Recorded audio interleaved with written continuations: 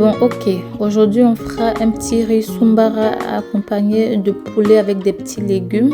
Dans une casserole, on va rajouter un petit peu d'huile. On va faire revenir des oignons émincés ainsi que des choux. On couvre 5 minutes et on les suit. En parallèle, je vais faire saisir mes cuisses de poulet que j'ai assaisonnées. Je reviens à mes oignons qui ont bien sué, qui sont translucides. Je vais remuer. Ensuite, je vais rajouter la marinade verte. Je mélange encore.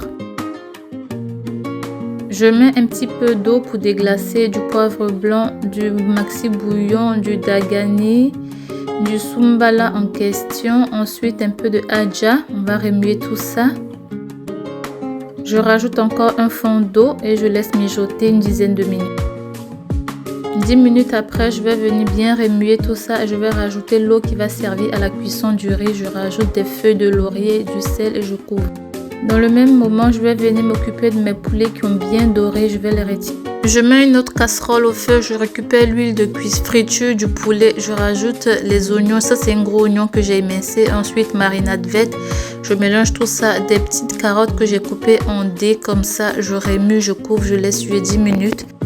Entre temps, mon eau pour le riz est à ébullition. Je vais venir ajouter le riz que j'ai lavé et passer au micro-ondes 5 minutes et je laisse cuire.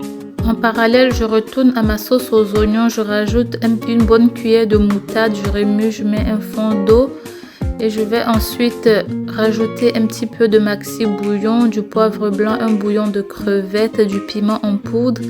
Je mélange le tout. Je vais ensuite rajouter toutes mes cuisses de poulet que j'ai déjà bien frites, ainsi que le jus de cuisson. Je remue tout ça et je vais laisser mijoter à feu moyen. Une dizaine de minutes après, voilà, ça a bien mijoté. Je vais venir rajouter le reste des légumes, donc petits pois et haricots verts. Je remue bien et je laisse mijoter encore 5 à 10 minutes. Entre temps, je poursuis la cuisson du riz, donc je vais venir remuer de temps en temps pour éviter que ça crame. À ce niveau-là aussi, ma sauce, elle est prête, donc voilà ce que ça donne. Mon riz aussi, je pense qu'il est bon. L'eau a bien réduit, la cuisson s'est fait à la vapeur également. Ça se détache bien, là c'est bon, on va passer au dressage. Donc voilà le riz sombara avec le poulet ainsi que les petits légumes. Merci de liker si vous avez aimé. À bientôt pour de nouvelles recettes.